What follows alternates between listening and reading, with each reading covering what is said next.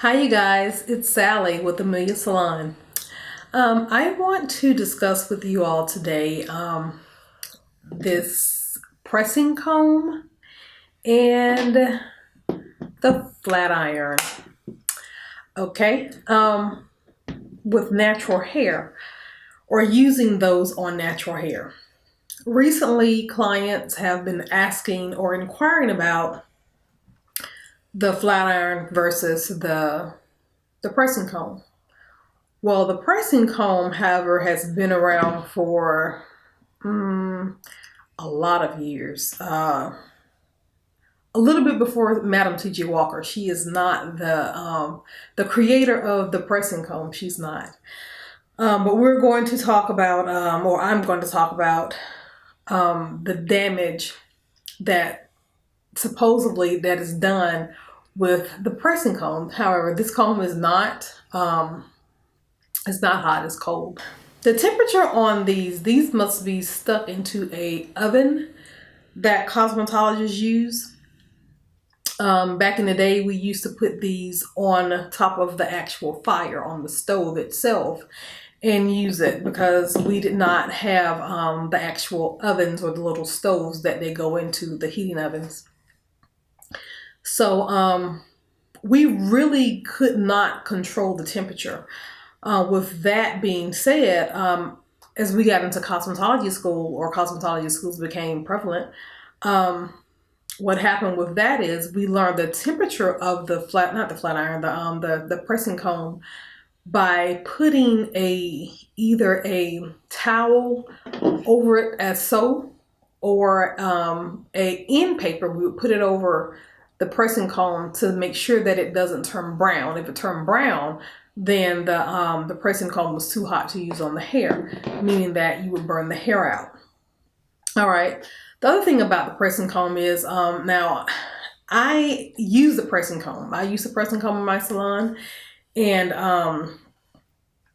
majority of my clients' hair that I use the pressing comb on, their hair is not straight. It's straight when I straighten it. However, when I shampoo their hair, it reverts back to the curly state, meaning that straight hair that you see in the wave pattern is not there. What I do for my clients is I put on, before I press it, before blow drying, I would put a cream press on their hair or a protectant. So with that protectant, you're not going to hear that sizzle in the pressing comb, and you're not going to hear the sizzle either in the flat iron. But mainly I'm talking about the pressing comb right now. So the pressing comb, with this pressing comb, a little thing people don't understand about this is once you take it out of the stove, it stops heating up. And you sit it out on the station. You don't take it out of the stove and then directly put it onto the client's hair and just start pressing. No, you don't do that. So we take it out and we lay it down. So what happens is this pressing comb, it loses temperature, it loses heat. So is that a good or bad thing? I think it's a good thing. I think it's a good thing that it's losing the heat versus the flat iron. Now this flat iron right here, I'm not giving out names of flat irons, what's a good flat iron or what kind of plate is this. I'm not giving it out. I'm not interested about that right now. This flat iron, however, does not lose its temperature. You set the temperature to 325, 350, 400, 450, whatever. It stays the same. It does not leave the temperature.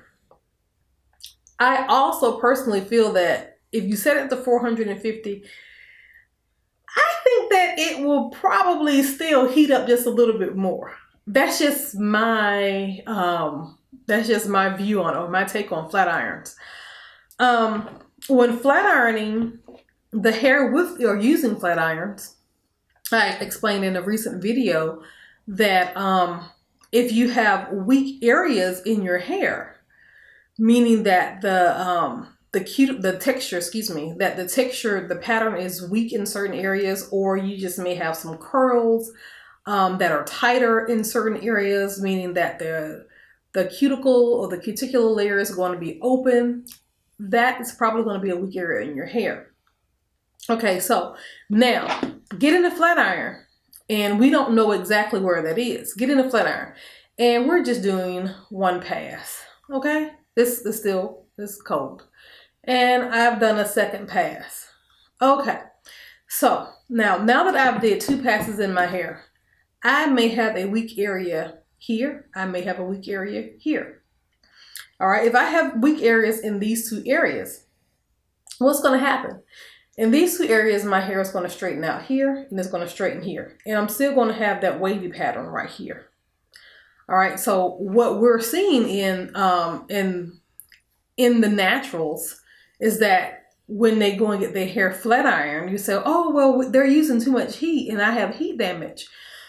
Well, it's really, not saying it's ironic, but it's kind of funny that you have straight hair here, curly here, and then straight on the ends. But it has the same temperature. So why did it not straighten out the entire strand? Some people who get their hair done, yes, their hair will remain straight. But in some of those who are not, who do not revert back, yeah, their hair was probably pretty much already weak. The texture itself was weak. Healthier hair is going to be hair that is maybe something that's not as porous. Okay, so if your hair has a high porosity, then it's going to be subject to straighten out.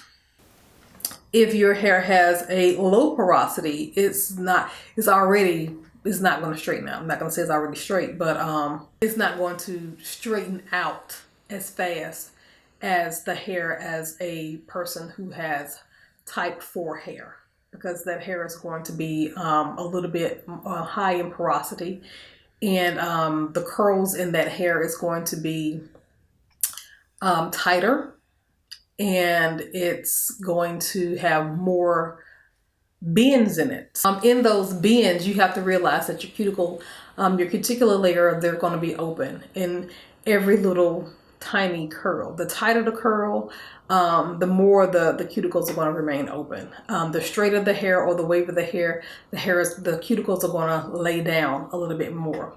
And you're not going to be subjected to any of the weakness. That's the word I'm looking for. You're not going to be subjected to the weakness, the weak areas in the hair. Pressing comb. Pressing comb is not going to straighten the hair or flatten. It's not going to flatten out that strand more so than the flat iron. So we want to comb through. We're using this back part right here to hold the temperature in order to straighten the hair out. This is just going to go straight down, and that's it. You're going to keep going straight down on your strands and using the same amount of heat. Whereas this is going to lose heat, it's going to lose temperature. So flat iron versus a pressing comb. Yeah, I'm going to use the pressing comb more so than the flat iron. However, my hair is flat ironed. I did not ask the stylist to use a flat iron on my hair or a pressing comb. I just went to her and let her do my hair. I trusted her, and I will probably do this again once a year. But however, if you guys have any questions concerning the flat iron versus the pressing comb, please feel free to comment or to send me an email. Try not to call the salon. I've been getting phone calls from the salon or on the salon phone. asking questions about YouTube videos. I am really, really busy servicing clients, and I cannot answer your questions over the phone. Please feel free to send me an email or write a comment at the bottom, and I will be sure to answer your question in either my next video. Thank you guys for watching, and I will do a continued part of the flat iron versus the straightening comb in another segment. Thank you. Thank you for watching. Bye.